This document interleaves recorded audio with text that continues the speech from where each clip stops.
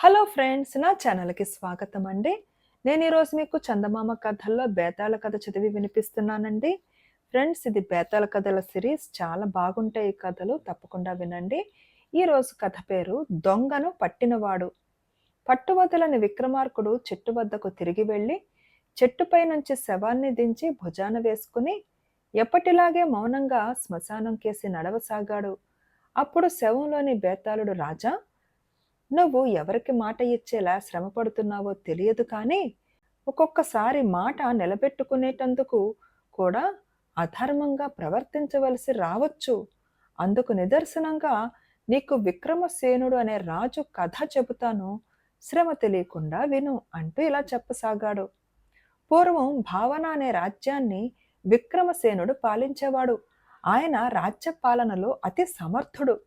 యుద్ధంలో ఆయన అపజయం ఎరగడు. చుట్టుపక్కల అనేక మంది రాజులు ఆయనకు సామంతులై అంతులేని కప్పాలు చెల్లించేవారు. విక్రమసేనుడు ఖజానాలో లక్ష్మి తాండవిస్తూ ఉండేది. అయితే కొంతకాలం గడిచినాక ఖజానాలో ధనం విచిత్రంగా తరగసాగింది. ఎవరో యుక్తిగా ఖజానాను కొల్లగొడుతున్నట్టు రాజుకు అనుమానం కలిగింది. దొంగలను పట్టడానికి ఆయన ఎన్నో బందోబస్తులు చేశాడు. తాను స్వయంగా రాత్రిపూట గస్తీ తిరిగాడు, కానీ ఖజానాలో సొత్తు తరిగిపోతూనే వచ్చింది. చివరికి రాజు తన ఖజానాను కొల్లగొట్టుతున్న వాళ్ళను పట్టి ఇచ్చిన వారికి తన కుమార్తెని ఇచ్చి పెళ్లి చేస్తాను అని చాటింపు వేశాడు. రాజకుమార్తెను పెళ్లాడాలన్న ఆశతో అనేక మంది దొంగను పట్టడానికి ప్రయత్నించారు, కానీ దొంగ దొరకలేదు. ఖజానాలో దొంగతనాలు ఆగిపోనూ లేదు. ఇలా ఉండగా ఒకనాడు రాజుగారు సభ తీరి ఉండగా ఒక అందమైన యువకుడు రాజుగారిని చూడవచ్చి, మహారాజా, మీరు వేసిన చాటింపు విన్నాను. దొంగను పట్టటానికి మీకు నేను సహాయపడగలను అనుకుంటాను అన్నాడు. నీ వెంట నువ్వు కోరినంత మంది భటులను పంపుతాను. దొంగను పట్టి నాకు అప్పగించి నా కుమార్తెను వివాహం చేసుకో అన్నాడు రాజు. మహారాజా, నాకు ఎవరి సహాయం అవసరం లేదు. మీరు స్వయంగా నాతో వస్తే చాలు. తమకు అభ్యంతరం లేకపోతే నన్ను నమ్మి నేను చెప్పిన చోటకి నా వెంట బయలుదేరి రండి అన్నాడు ఆ యువకుడు. రాజు మహాధైర్యశాలి.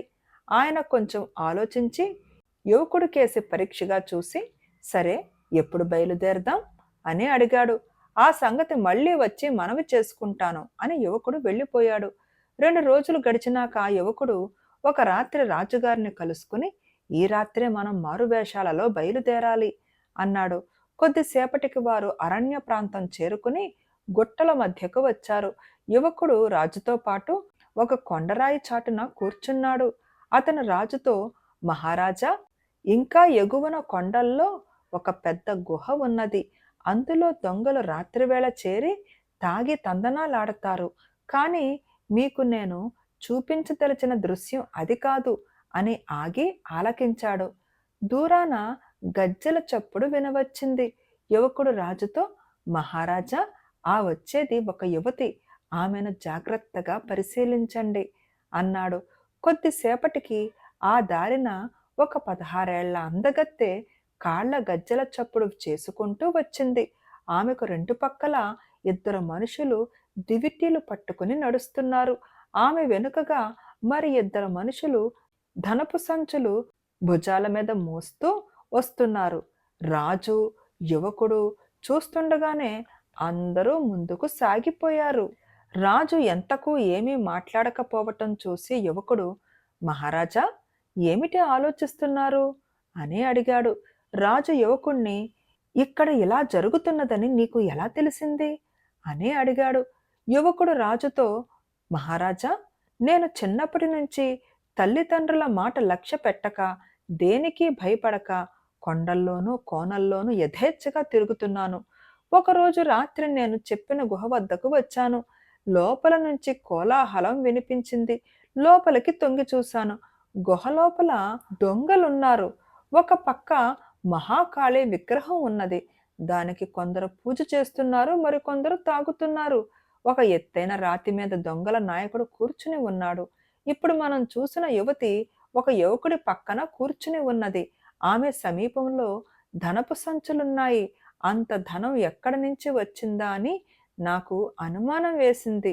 తమరు వేసిన చాటింపు విన్న మీదట అది మీ ఖజానా ధనమేమోనని నాకు అనుమానం వచ్చింది. అందుచేత ఇవాళ మిమ్మల్ని ఇక్కడికి తీసుకువచ్చాను అన్నాడు. రాజు యువకుడితో, మనం చూసిన పిల్ల ఎవరనుకున్నావు? ఆమె నా కూతురు అన్నాడు. యువకుడు కంగారు పడిపోతూ, నిజంగానా మహారాజా? ఈ సంగతి నాకు ఏమాత్రం తెలిసినా తమరిని ఇక్కడికి తీసుకురాకపోదును. ఎంత అన్యాయం జరిగింది, మీరు నన్ను క్షమించాలి అని ప్రాధేయపడ్డాడు. వెర్రివాడా, నీకెందుకు విచారం? నా కూతురైనా మరొకరైనా న్యాయం జరిగి తీరాలి. రేపు ఆమెను కఠినంగా శిక్షిస్తాను. నువ్వు రేపు రాజభవనానికి రా అని చెప్పి రాజు తన భవనానికి తిరిగి వెళ్ళాడు. ఆయన తిన్నగా రాజకుమార్తె మందిరానికి వెళ్ళి అక్కడి పరిచారకులను అమ్మాయి ఎక్కడా అని అడిగాడు. వాళ్ళు కొయ్యబారిపోయారు. తెల్లవారేదాకా రాజు తన కుమార్తె మందిరంలోనే ఉండి తెల్లవారుజామున ఆమె రాగానే, రాత్రి అంతా ఎక్కడ ఉన్నావు అని అడిగాడు. ఆమె తల వంచుకుని జవాబు చెప్పలేదు. మర్నాడు ఉదయం సభలో రాజు, రాజకుమార్తెను రాజద్రోహిగా నిర్ణయించాం, ఆమెకు తీవ్రమైన శిక్ష విధిస్తాం అన్నాడు. ఆ సమయంలో రాజసభలో ఉన్న యువకుడు, మహారాజా, మీరు రాజకుమార్తెను దొంగ అని నిర్ణయించే పక్షంలో ఆమెను మీకు పట్టి ఇచ్చినందుకు చాటింపు ప్రకారం నాకు ఆమెను ఇచ్చి వివాహం చెయ్యవలసి ఉంటుంది అని అన్నాడు. రాజు అందుకు ఒప్పుకొని ఆ యువకుడికి తన కుమార్తెనిచ్చి పెళ్లి చేశాడు.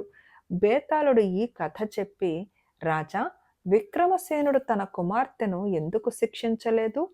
యువకుడికి చేసిన వాగ్దానం నిజంగా నిలబెట్టుకునేటందుకేనా, లేక తన కుమార్తెను శిక్షించకుండా ఉండటానికి ఈ వాగ్దానం అడ్డం పెట్టుకునే ఉద్దేశంతోనే ఆ యువకుణ్ణి మర్నాడు సభకు రమ్మన్నాడా? ఈ సందేహానికి సమాధానం తెలిసి కూడా చెప్పకపోయావో నీ తల పగిలిపోతుందని అన్నాడు. దానికి విక్రమార్కుడు, ఇది ఇంత తేలికైన సమస్య కాదు. ఆ యువకుడి ప్రవర్తన మొదటి నుంచి చివరిదాకా అనుమానాస్పదంగానే ఉన్నది. అతను తనను గురించి రాజుకు చెప్పుకునేటప్పుడు ఆరితేరిన దొంగకు ఉండవలసిన లక్షణాలన్నీ చెప్పుకున్నాడు. రాజుకు దొంగను పట్టి ఇయ్యటమే అతని ఆశయమైతే రాజు వద్ద భటులను తీసుకుని రాజకుమార్తెను గాని, గుహలో ఉన్నారు అనుకున్న దొంగలను గాని తానే పట్టుకుని ఉండవచ్చు. అతను రాజుకు చూపించిన దృశ్యం ఒక కృత్రిమ నాటకం లాగున్నది. అందులో దివిటీలు రాజకుమార్తెను రాజు గుర్తించడానికి తప్ప మరెందుకు కావు. రాజుకు ఈ దృశ్యం చూపే ముందు యువకుడు 2 రోజుల వ్యవధి ఎందుకు తీసుకున్నాడు? ఈ ప్రదర్శనం ఏర్పాటుకే అయి ఉండాలి. రాజుకు ఇతని మీద అనుమానం ఉన్నది అనడానికి సందేహం లేదు. తన కుమార్తె ఎవరో గజదొంగను ప్రేమించిందని తెలిసి ఈ యువకుడు ఆమెను అడగడానికి సాహసిస్తాడో లేదో తెలుసుకునేటందుకే రాజు అతన్ని సభకు రమ్మన్నాడు. యువకుడు రావటమే కాక ఆమెను పెళ్లాడటానికి జంకలేదు. అతనే ఆ గజదొంగ అని, రాజకుమార్తె అతన్ని ప్రేమిస్తున్నదని రాజుకు స్పష్టమయ్యింది. యువకుడు రాజకుమార్తెను రహస్యంగా ప్రేమించటానికి మారుగా రాజకుమార్తెని దొంగగా పట్టి ఇచ్చి రాజుగారి వాగ్దానం ప్రకారం పెళ్లాడటానికి మంచి పథకం వేశాడు. అతని తెలివికి రాజు తలవగ్గి వారిద్దరికీ పెళ్లి చేసేశాడని అన్నాడు. రాజుకు ఈ విధంగా మౌనభంగం కలగగానే బేతాళుడు శవంతో సహా మాయమై తిరిగి చెట్టెక్కాడు. ఫ్రెండ్స్, ఈ కథ నచ్చితే తప్పకుండా లైక్ చేయండి, షేర్ చేయండి అండ్ ప్లీజ్ కామెంట్ కూడా పెట్టండి. హైప్ బటన్ నొక్కడం మర్చిపోకండి. Thank you.